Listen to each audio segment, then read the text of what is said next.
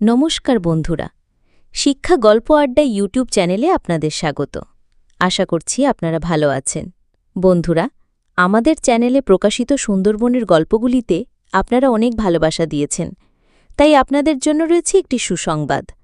প্রকাশিত হয়েছে ড নিত্যানন্দ মণ্ডল রচিত নতুন গল্পের বই সুন্দরবনের গল্প ও গল্পে সুন্দরবন।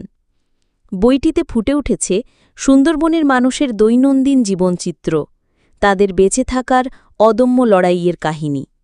বাঘের থাবায় বিধবা হওয়া মহিলা তার ছেলেকে বাঁচাতে হাড়ভাঙা পরিশ্রম করছে, আবার রাতের অন্ধকারে সেই মায়ের ছেলেকে তুলে নিয়ে যাচ্ছে বাঘ। বিয়ের পিঁড়িতে বসতে চলা মেয়েকে টেনে নিয়ে যাচ্ছে কুমির। জীবিকার টানে বনে গিয়ে সাপের কামড়ে মৃত্যু ঘটছে মানুষের। মানুষ ভরসা করছে ওঝা, গুণিন ও লৌকিক দেবদেবীর ওপর। এই ধরনের বাস্তব ঘটনাবলিতে সেজে উঠেছে এই বইটি।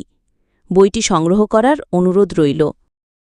প্রাপ্তিস্থান: জয়দুর্গা লাইব্রেরি, ধ্যানবিন্দু ও সোনারপুর ২ নং প্ল্যাটফর্মের অজিতদার বুক স্টল।